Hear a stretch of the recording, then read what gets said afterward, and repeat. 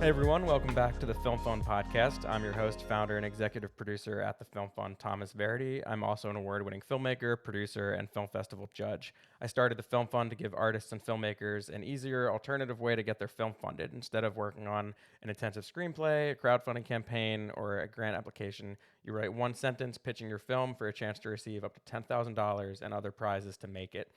Our most recent Fall 2020 contest is now over, and we want to thank all of the people who submitted and remind listeners the contests do happen regularly. So if you're listening at a later date, be sure to check the website at thefilmfund.co for the most up to date information. Today we have Matthew Greenberg, one of the Film Fund's earliest winners. Matthew received $5,000 to produce his short film Treehouse, which is an I think it's hysterical. I call it an existential comedy. I'll let him talk a little bit more about that. And I'll let him explain what the film is about. But Matthew, thank you so much for coming. If you could provide a little background on how you got into filmmaking in the first place. Yeah, it started back in like fifth grade, man. We used to do book reports and stuff, and I absolutely hated writing book reports. So I went up to the teacher and I said, "Can I pick up a movie camera?" My parents had a movie camera. I love movies. I love making movies. And she was like, "Sure, that sounds cool. That's different. Like, go hang out with your friends." And we did one. And then when we like showed it to the class and everything, like everyone loved it. And I was like, "This is kind of like a cool feeling." Sort of been chasing that dragon like ever since, you know. Yeah, that's so funny. Tim Viola, the first winner, the one right before you, he said the same thing. I think it was book reports in school. He said he hated doing book reports and he'd Really? rather pick up a camera, just like you said. Yeah, that's so funny. That's a trend I've been noticing. Um, Everything goes back to hating elementary school and doing book reports. Um, so what I guess your experience in the industry, how did you start out? Was it kind of just picking up that camera and making shorts? Was it more on the commercial side? It was it was a little different. So through that I learned how to edit and I picked up Final Cut Pro and everything and I self-taught myself all that stuff. And then when it came time to go to college, I went and did all the college visits, all that stuff, and then I looked at my dad when we were on the plane ride home and I looked at him, I said, "Do you trust me?" And he goes, "What do you mean?" I was like, "I'm not going to college." He's like, "What are you gonna do?" I was like, "I'm gonna go to move to Hollywood and I'm gonna figure it out. I know I can do it." He was like, "Okay, I trust you." So I packed up my bag 2 weeks after graduating high school, and I got an internship at it was called Sneak Preview Entertainment. They did 500 Days of Summer and all that. Hmm. And then from there, I built an editing reel from just random jobs here and there. And then I turned that into a career editing. I'm actually cutting right now. Undercover Billionaire season 2 premieres today, so check it out. And that's sort of turned into that. And then so sort of like, yeah, directing and those things like were like more side work. Like that's what I want to end up Hmm. doing, and that's what I'm working towards. But editing is what's paying the bills right now. Got it. That is a crazy story, and I love that. I talk a lot about trusting the unknown, and that's such a great representation of that. The plane ride, do you trust me? And I think that's great. Just following your dreams and going in, doing it, and making it happen. Um, Hey, so the only way you can I know make it happen, right? exactly. Yep, you just got to try it, otherwise you won't know. Talk to me about funding your projects. I know you said editing is how you're paying the bills, but you do want to pursue directing. Um, I mean, it's difficult to fund short films. I mean, how did you? What was your path before you found the film fund in terms of trying to get projects off the ground? Yeah. So I mean, Treehouse was the first project I'd actually gotten funded, so that was Okay. cool. And that's yeah. I mean, I came across your contest on No Film School Okay. and and submitted, and so Yeah. from my perspective, it was relatively quick and easy. Hmm. And you But submitted on the first version of the website that was pretty basic. We've redid it since then.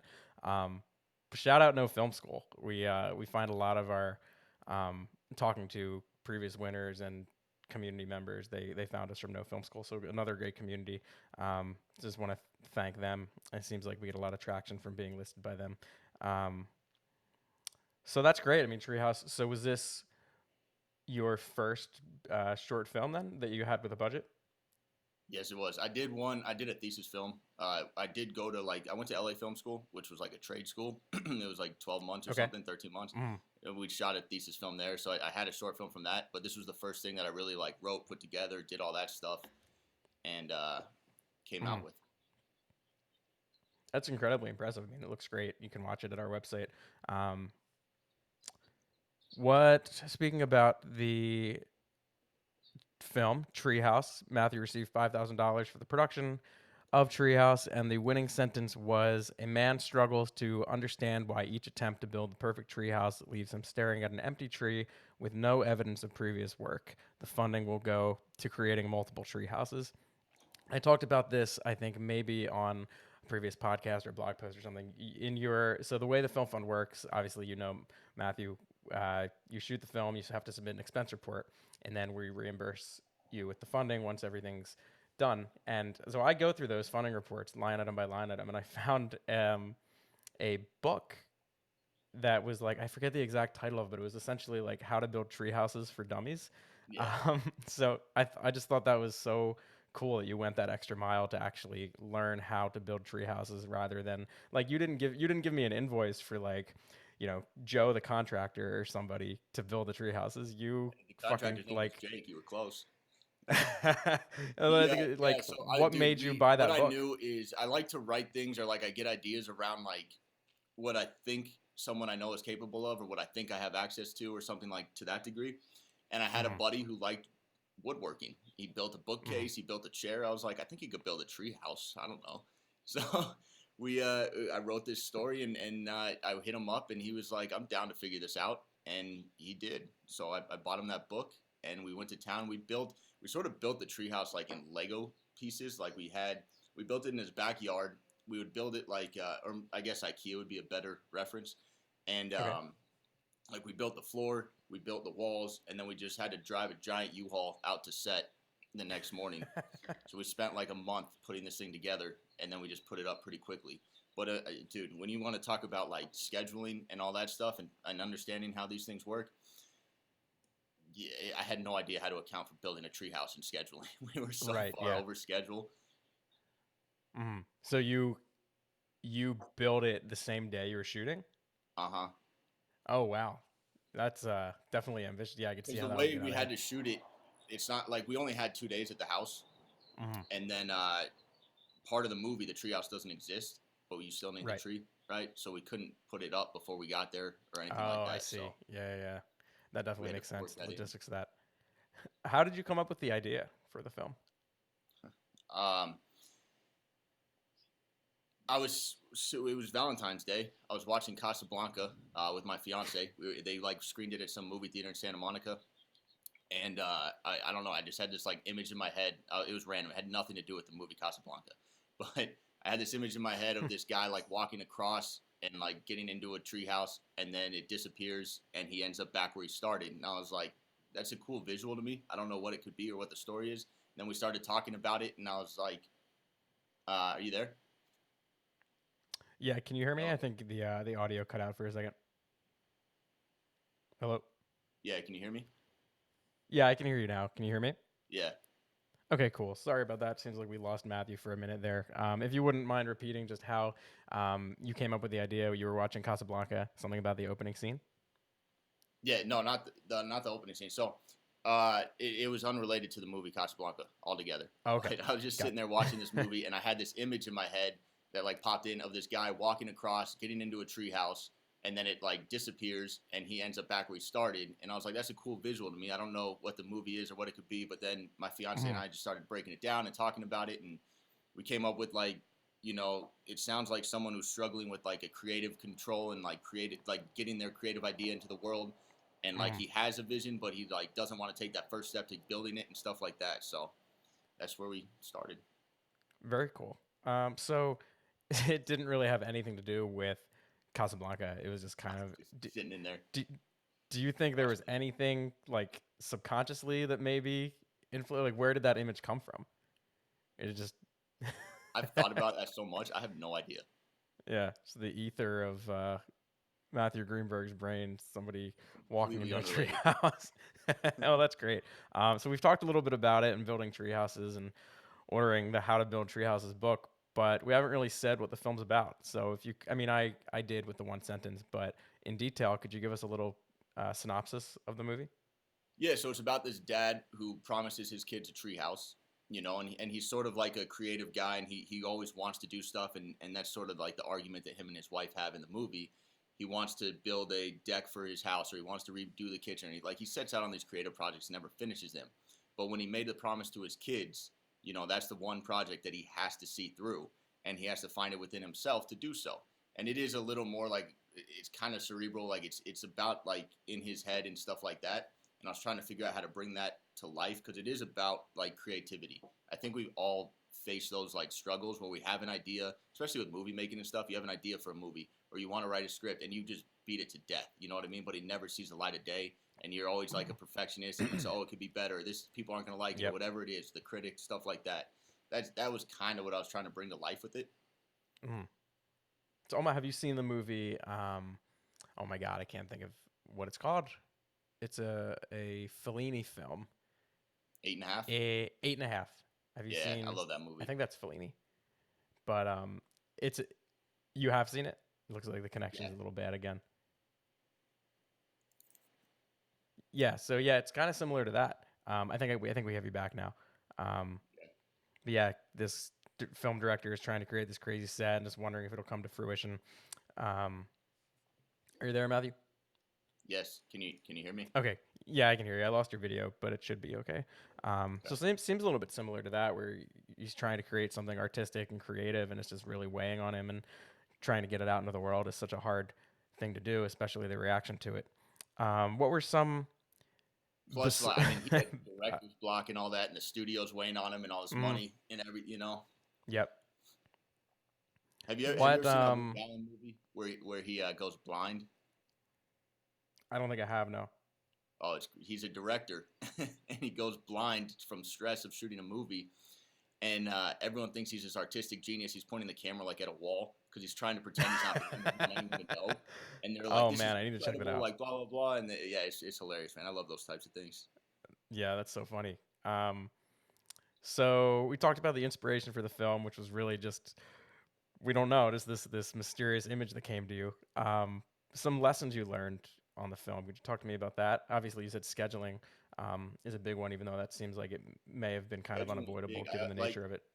I try to anytime I do something, I try and stretch the budget as far as I can go, and like really make it look like it was worth more than what I was given. I mean, Hmm. we got a crane, we did all these different things, and like I learned a lot just about scheduling, about setup, about managing like actors and time and things like that. More than anything, I mean, setting the crane up took an extra 4 hours we didn't anticipate. Hmm. How did the uh, crew respond to the long days? Were they pissed, or No, and was that's everyone kind of? that comes down to leadership and not being a dickhead on set and things like that. They were actually all on board, and when it was 3 in the morning, you have to drive an hour home, and I was saying we got to be back by 7. They were all cool with it. Mhm. Everyone was Well, there. that's great. Yeah, I Yeah. mean, as a director or producer staffing up your project, I think picking the key people um, who are going to put in the work and maybe be okay with working long hours. That's such a big part of it. I mean, just getting those right people in place. You have to have a good if there's one person on set who's kind of a stick in the mud and isn't down for creating something, um, and if something goes wrong, that's going to affect the outcome of the entire project, the entire vibe on set. So that's a great lesson. Really choose your people wisely when you're crewing up and casting as well. Hmm. Let's see here. Some of the most challenging aspects of the production and some of the most rewarding. Well, building the treehouse was definitely challenging, and I mean, yeah, just scheduling around that, trying to figure out how to put it all together. Um, it was a little difficult shooting something where like you have to shoot it around not having a tree and having a tree, and we would have Mhm. shots where to pull that off, like the camera had to be in the same place at the same height and same everything, so that we could shoot it twice to get his reaction and all that stuff. That was challenging to get that exactly correct with a skeleton crew, you know, who was just trying to figure all that stuff out too. Mhm. But the most Then in rewarding terms thing, of the. Go ahead. yeah, the most reward. I mean, it all comes back to that tree house. What the way we got the house, the set was that we told them we'd build a tree house that could stay in the tree because they had kids and all that. So the kids in the movie actually were the kids of the house. They lived there, so that was there. Oh, So no way. yeah, so it was really rewarding that like their excitement was genuine and like that's their tree house, and Mhm. they couldn't wait to run up that thing and go play in it and draw on it and all that stuff. Mhm. So that true excitement that shows on screen, that's real. That a Yeah, moment that you captured of them being yeah, excited that's about really, a treehouse. yeah, So that's did insane. they? So is that treehouse still there? Is that their It is, treehouse that yeah. they can play in? No, Oh it's wow, still that's there. They great. send me pictures like every year. They decorate it for like Christmas and stuff. They put trees on, lights on it and all that. Oh, that's awesome. And they have that film to watch, and Yeah, you they know, love showing it's a that to their nice memento. grandparents and all that. Oh, that's so great. I love that. Tying film into the real world for sure. Um, so you can watch Treehouse on the Film Fund's website if you go to thefilmfund.co, previous winners, and click through to Matthew's film, Treehouse. Matthew, now with the distribution of the project, where else can we watch it? I know it's on your Vimeo page. Yeah, it's on my Vimeo. That's the other place you can watch it. Mm. Did you I can't remember. It was a few years ago. Did you explore a festival route at all, or did you want it to be primarily I digital did. I didn't online? get in. I went to. I mean, I Mm, tried all the big ones. I went to Sundance. I went to um, Toronto. I did. I had some other ones. mm. Yeah, it is so tough getting into those big festivals.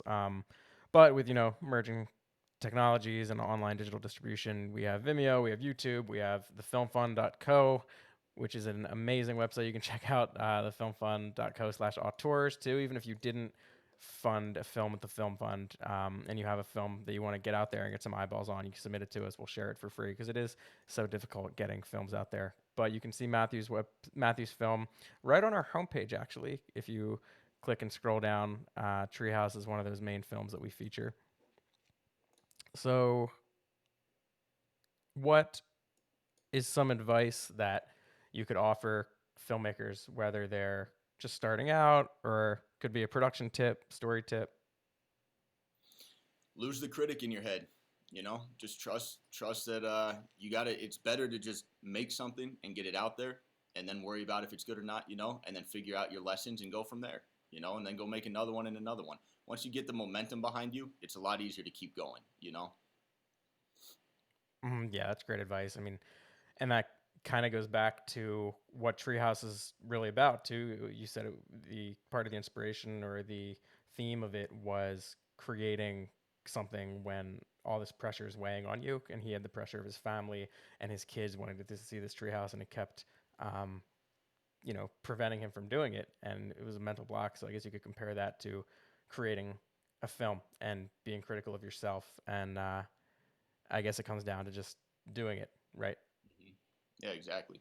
And I mean that was self-imposed pressure, but it was still. I mean, that's to me is about like keeping your word. If you say you're going to do something, do it. Right. Absolutely. Um, what do you have in store for the future? I know you said you're editing pretty much full time. How has that been with COVID? It's been pretty good. I'm editing remotely right now, so I'm actually in Arizona, the Okay. house I grew up in. So that's kind of cool. Oh, nice. Yeah, which has been nice. Like during all this, I wasn't stuck in my apartment editing. I was like able to go see Yeah. family and kind of relocate, which has been great. During all that, even I started a social media agency. Oh, So very we cool. brand companies and things like that, take over their social media, their websites, do all that kind of stuff, and then I shoot the videos. So I sort of took like what I was good at and pivoted it into a business during quarantine, so I Mhm. can make a little money. I love that. Hustling, filmmaking. We talked on the last episode about how filmmaking and entrepreneurship really go hand in hand and are the same thing. So it doesn't surprise me at all that you're taking your skills and scrappiness of putting together an indie film and pivoting that into starting a social media agency, especially during quarantine. I mean, that's crazy. It.